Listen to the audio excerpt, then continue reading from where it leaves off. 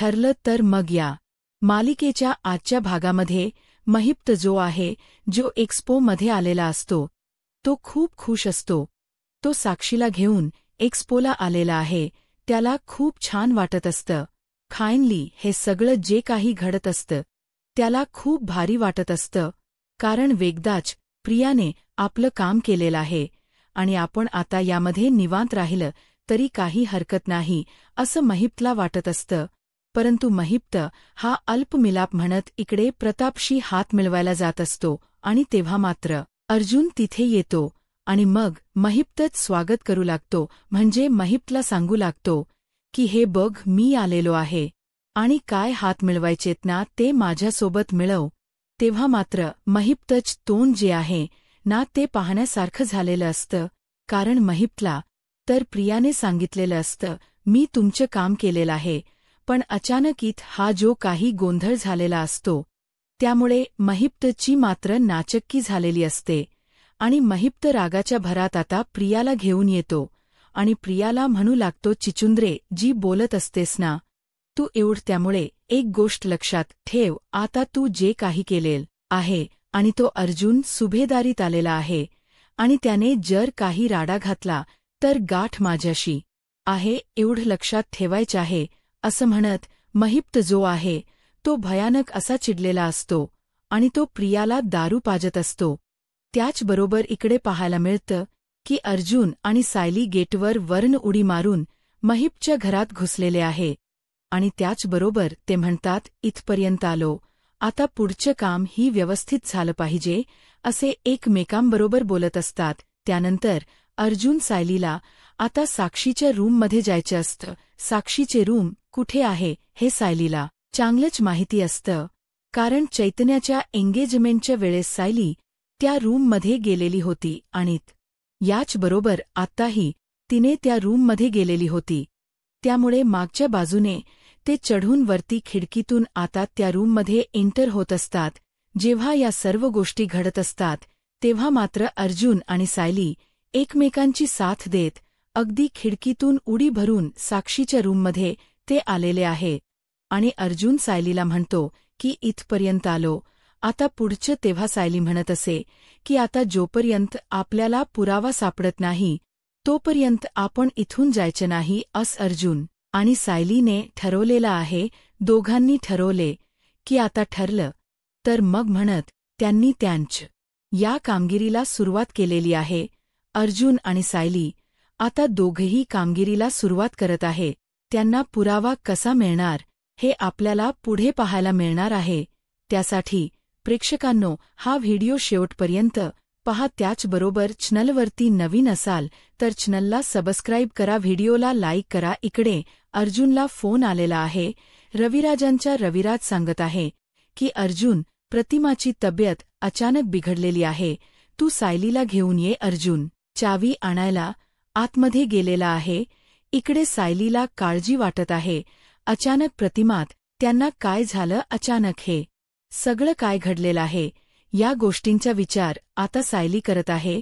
इकडे प्रिया मात्र तिला झोप कुठे लागते, कारण तिच्या डोक्यात एकच सुरू आहे की माझं काम झालं असेल का, नक्की काय झालं असेल एवढंच तिच्या डोक्यात सुरू आहे. आणि मग प्रिया उठते, अश्विन झोपलाय का ते चेक करते आणि मग नागराजला फोन लावते, काम झालं का, नक्की काय झालेलं आहे हे सगळं तिचं बोलणं चाललेलं असतं. नागराज म्हणत असतो की मी काम हाती घेतलेलं आहे आणि ते पूर्ण न केलं असं होईल का, मी काम पूर्ण केलेलं आहे. आणि त्याचबरोबर हे सगळं त्यांचं बोलणं चाललेलं असतं. प्रिया मात्र खूप कमी आवाजात बोलत असते. तेव्हा नागराज म्हणत असतो की त्या प्रतिमाला कशाची भीती वाटते, आगीची, आणि मी ते काम केलेलं आहे. आता अर्जुन सायली निघाले सुद्धा असतील, पॅनिक झालेले असतील. तेव्हा प्रिया म्हणते, काय नागराज म्हणतो, तू त्या घरात राहतेस, तू त्यांच्यावर लक्ष ठेवायचं का, मी इकडून सांगायचं तुला. तेव्हा प्रिया म्हणत असते, मी माझ्या रूममध्ये ना, इथून मला कसं कळणार आहे ते निघालेत का नाही ते, असं प्रिया बोलत असते. तेव्हा मात्र नागराज म्हणत असतो, मग चेक करणं जाऊन, मी माझं काम केलेलं आहे. अर्जुन सायली निघाले असतील, आता मला नळ चालू केले पाहिजेत, माझे प्रतिमा वहिनी करत मला माझं काम पूर्ण केलं पाहिजे, हे बोलणं चाललेलं असतं.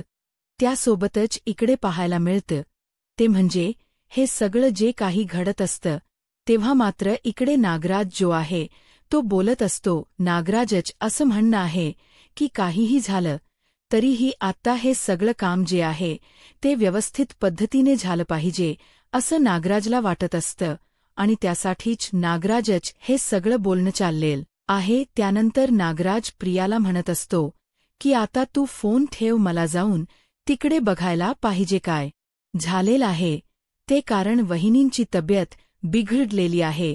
तुला माहिती आहे ना काय होऊ शकत ते असे. इकडे नागराज बोलत असतो तेव्हा प्रिया म्हणत असते की चालेल, कारण आपलं काम झालेलं आहे ना, मग झालं असं त्यांच दोघांचेही बोलणं सुरू आहे. त्याचबरोबर इकडे पाहायला मिळतं नागराज आणि प्रिया खुश झालेले असतात. एकमेकांना दिलेली कामगिरी फत्ते झालेली असते म्हणून त्या दोघांनाही खूप आनंद होत असतो. त्यानंतर इकडे जे प्रताप आहे तो बसलेला असतो. तो बघत असतो की प्रतिमा इकडे कल्पनाच्या डोक्यात काहीतरी वेगळंच सुरू हे प्रतापच्या डोक्यात आलेलं असतं. प्रताप म्हणत असतो, काय झालं, तू कसला विचार करतेस असला. तेव्हा कल्पना म्हणत असते की काही नाही हो, कारण मला ना कळत नाहीय. आणि मग कल्पनाने मासिक हातात घेतलेलं असतं, मासिक उलट वाचत असते आणि बिचारा प्रताप तिला विचारू लागतो की काय झालंय नक्की, म्हणजे तू कधीपासून मासिक वाचते पण ते मासिक उलट आहे हेही तुझ्या लक्षात आलेलं नाहीये. हे सगळं प्रताप तिला बोलत असतो. तेव्हा मात्र कल्पना म्हणत असते की अहो, मला ना कळतच नाहीये, उद्या आपण दोघं जाणार आहोत, इथपर्यंत ठीक होतं. अर्जुन आणि त्याच्या त्या बायकोने यायची काय गरज एक्स्पोला. तेव्हा प्रताप म्हणत असतो, अगं हे जे इन्व्हिटेशन आहे ना प्रताप, सुभेदारा आणि फॅमिलीला आलेला आहे आणि ते दोघेही आपल्यासाठीच येणार आहे, हे त्यांचं बोलणं चाललेलं असतं. तेव्हा ती म्हणत असते, मला एक कळत नाहीये तिथे काय झालं किंवा काय, आणि तिला माहिती आहे ना की ती नाजूक आहे, तिची तब्येत, जर तिला काय झालं तर काय करायचं म्हणून काळजी वाटते हो. त्यावेळेस बघितलं ना मधुभाऊंना, जेव्हा पोलीस अटक करायला आले होते तेव्हा काय झालेलं होतं, जेव्हा तिला स्वतःला अटक झाली होती तेव्हा काय झालं होतं, या गोष्टी तर तुम्हाला माहितीच आहेत. हे सगळं बोलणं तीच चाललेलं असतं. तेव्हा प्रताप म्हणत असतो, म्हणजे तुला अर्जुनच्या बायकोची काळजी वाटते असं म्हणायचं का. तेव्हा मात्र इकडे प्रतापला ती म्हणत असते की तसं नाही हो, म्हणजे काळजीच नाहीये काय, मला फक्त आपली काळजी आहे ना म्हणून म्हटलं मी, असं ती बोलत असते. तेव्हा इकडे प्रताप म्हणत असतो, मला कळतं तुला कोणाची काळजी आहे, तू कोणाबद्दल बोलतीये हे सगळं मला कळत आहे. असं म्हणत प्रताप हा तिला म्हणत असतो की बघ कसा आहे तुझा मूळ स्वभाव आहे ना गोड, तू ना कितीही एखाद्याशी वाईट वागायचं म्हणलं किंवा एखाद्याबद्दल तुला राग असला तर तू वाईट नाही वागू शकत. तुझा मूळ स्वभाव गोड आहे ना, म्हणूनच तू एवढी चांगली वागू शकते, असं प्रताप इकडे सांगत असतो. तेव्हा मात्र इकडे कल्पना म्हणत असते की नाही हो, असं काही नाहीये, म्हणजे मला आपलं वाटलं म्हणून. तेव्हा कल्पनाला राग येतो. कल्पनाला तर राग यायला काही कारणच नसतं, सायलीच नाव घेतलं तरीही तिला राग येत असतो. आणि त्याचबरोबर इकडे हे काम तर प्रताप नेहमीच करत असतो. त्याचबरोबर इकडे पाहायला मिळतं की प्रिया जी आहे ती मुद्दाम खाली आलेली असते. नक्की काय झालेलं असते, काम कुठपर्यंत झालेलं आहे, अर्जुन साहिली निघाले का नाही, हे सगळं तिला जाणून घ्यायचं असतं आणि म्हणूनच ती खाली आलेली असते. जेव्हा ती खाली येते तेव्हा पाहते अर्जुन खूप घाईत निघालेला असतो आणि आता हिला एवढंच हवं असतं. मग ती तिथे येते आणि म्हणू लागते, काय अर्जुन, कुठे चालला एवढा घाईत. तेव्हा अर्जुन म्हणतो, हे बघ, तसं तर मी तुला कुठली गोष्ट सांगायला बांधेल नाहीये, पण आता तुझ्या आईच्या बाबतीत आहे म्हणून सांगत आहे. प्रतिमात्याची तब्येत अचानक बिघडलेली आहे आणि मला तिकडे जायचं आहे. तू आता मला डिस्टर्ब करू नको मला लवकर निघायचे आहे आणि त्यामुळे मी तुला सांगत आहे की तू माझ्यामध्ये येऊ नकोस आणि हे खरं तर मला गरजेचं नव्हतं तुला सांगणं पण आता मला तुला तुझ्या आईशी रिलेटेड आहे म्हणून सांगितलेलं आहे एवढं लक्षात ठेव असं अर्जुन तिला बोलत असतो आणि अर्जुन जो आहे तो निघालेलाही असतो एवढ्यातच या प्रियाचा कांगावा जो असतो तो सुरू होतो कारण तिला वाटत नाहीये की लवकरात लवकर सायली अर्जुनने तिथे पोहोचावं म्हणून तिचे हे नखरे सुरू असतात तेवढ्यातच तिच्या आवाजाने प्रताप त्याचबरोबर अश्विन कल्पना सगळेजण खाली येतात आणि सगळेजण तिथे येऊन विचारू लागतात की काय झाले अर्जुन म्हणतोय की मला सिनियरचा कॉल आलेला होता प्रतिमाची तब्येत बिघडलेली आहे आणि या सिनियरने मला सायलीला घेऊन बोलावलेलं आहे मला लवकरात लवकर तिकडे जाणं गरजेचं आहे तेव्हा लगेचच इकडे कल्पना आणि प्रताप म्हणतात की चालेल आपण दोघेही जाऊया अश्विनला म्हणतात तूही चल कारण तू डॉक्टर आहे तिथे गरज लागली तर तू येणं गरजेचं आहे हे सगळ्यांचं बोलणं सुरू असतं परंतु इकडे प्रियाला तर खरंतर आतून एवढा आनंद होत असतो ना की त्याचा विचारही आपण करू शकत नाही पण इथे आता दाखवायचं असतं सगळ्यांच्या समोर की माझी आई आहे माझ्या आईच्या बाबतीत जर काही झालं तर असं ते सगळं नाटक तिचं सुरू असतं खरं तर तिला खूप आनंद झालेला आहे की बरं झालं कारण हा सगळा प्लन तर तिचाच होता अश्विन तिला म्हणत असतो काळजी करू नको आपण निघूया अश्विन तिला सांगत असतो पण इकडे प्रिया मात्र रडत असते प्रताप म्हणत असतो की थांब मी गाडीची चावी घेऊन आलो अर्जुन म्हणत असतो की मी पुढे निघतोय तुम्ही नंतर या अर्जुनला पटकन जाणं गरजेचं आहे कारण सायलीला घेऊन लगेच बोलावलेला आहे म्हणून अर्जुन त्याची गाडी घेऊन पुढे निघालेला असतो इकडे रविराज प्रतिमा जवळ असतात प्रतिमाला समजवत असतात तिला शांत करत असतात पण एवढं सहजासहजी प्रतिमा काही शांत होईल असं वाटत नसतं कारण तिला जो धक्का बसलेला असतो तो खूप मोठा असतो आणि मग रविराज त्या डॉक्टरांना बोलावलेल असतं डॉक्टर म्हणत असतात की त्यांचं बीपी शूट झालंय त्यांना ज्या गोष्टीची भीती खूप आहे ना ते सगळं झालेलं आहे डॉक्टर म्हणत असतात की हे बघा आता मी खूप वेळ झाला ऐकते त्यांच्या तोंडून फक्त एकच नाव आहे सायली तर तुम्ही त्या सायली ज्या आहेत ना त्यांना बोलवून घ्या ना प्रताप म्हणतो हो बोलवलेलं आहे ते येईलच इतक्यात असं म्हणत प्रताप सांगत असतो आणि तेव्हा मात्र इकडे डॉक्टरांनीही सांगितलेलं आहे की आता मी त्यांना औषध दिलेले आहे ते औषध त्यांना दिली की त्यांना बरं वाटेल असं डॉक्टरांनी सांगितल्यानंतर नागराज तिथे असतो नागराजला एक वेगळाच आनंद होत असतो कारण त्याचं काम त्याने पूर्ण केलेलं असतं पण आता सगळ्यांच्या समोर कांगावा करायचा असतो की हे सगळं काय झालेलं आहे आणि तो म्हणू लागतो की या सगळ्याला मी जबाबदार आहे या सगळ्या गोष्टी माझ्यामुळे झालेल्या आहे असा कांगावा त्याला करायचा असतो आणि ते तसंच मात्र नेहमीचंच असतं हे कोणाच्याच लक्षात येत नसतं त्याचबरोबर इकडे पाहायला मिळतं नागराज म्हणत असतो की मी जबाबदार आहे माझ्यामुळेच हे सगळं झालं मीच ती आग पेटवली म्हणून हे सगळं झालेलं आहे असं म्हणत रडायची नाटक सुरू केलेली असतात त्यासोबतच इकडे पाहायला मिळतं की जेव्हा हे सगळं झालेलं असतं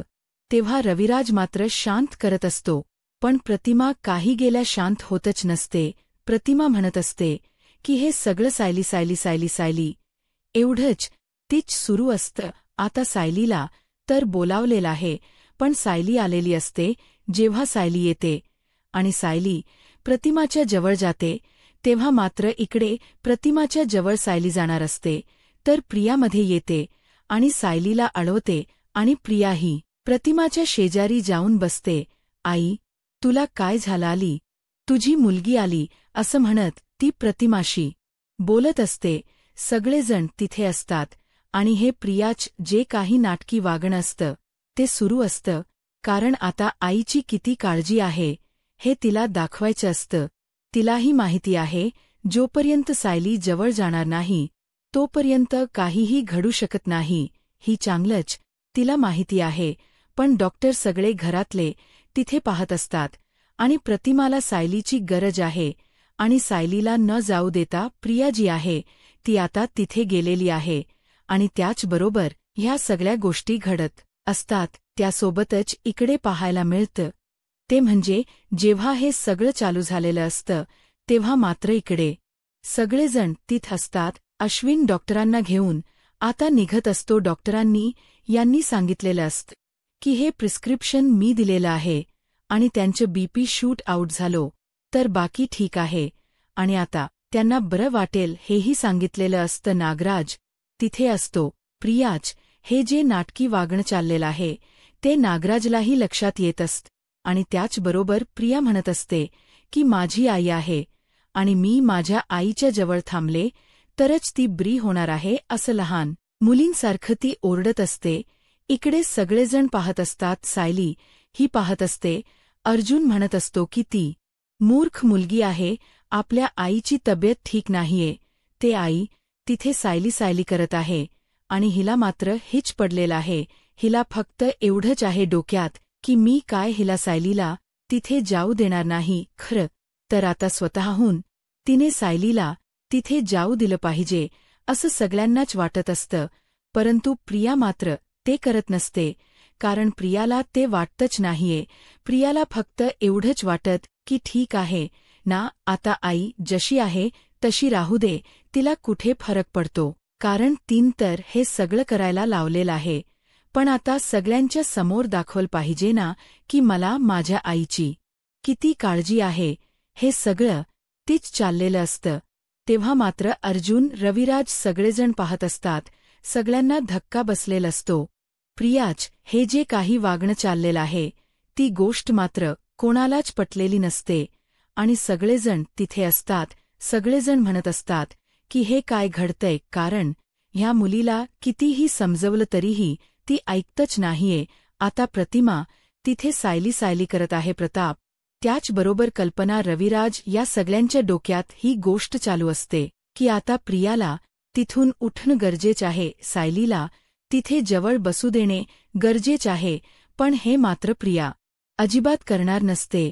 प्रियाला फक्त एवढंच वाटत असत की नाही, आता जर आपण इथून उठलो तर मात्र वेगळंच होणार आहे हे प्रियाच्या लक्षात आलेलं असतं. आणि त्यासोबतच इकडे पाहायला मिळत ते म्हणजे जेव्हा या सर्व गोष्टी घडत असतात तेव्हा मात्र रविराज स्वतः तिथे येतो आणि सायलीला प्रियाच्या जवळ बसवतो आणि प्रियाला म्हणतो, तू उठ, तुला कळत नाहीये का, तुला तुझ्याही लवकर बरी होणं गरजेचं आहे ना, मग मी जे सांगतोय ते ऐक, तू उठ, तिथून सायलीला तिथे बसू दे कारण प्रतिमा खूप वेळ झालं सायली करत आहे, त्यामुळे सायलीन तिथे जाणं गरजेचं आहे असं रविराज स्पष्टपणे इकडे सांगत असतो. त्यासोबतच इकडे पाहायला मिळतं ते म्हणजे प्रतिमाच्या डोक्यावरून सायली हात फिरू लागते.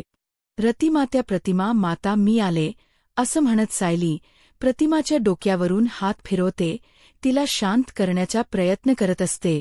परंतु आता प्रतिमामध्ये सुधारणा झालेली दिसत असते. प्रतिमा आता शांत व्हायला लागलेली असते.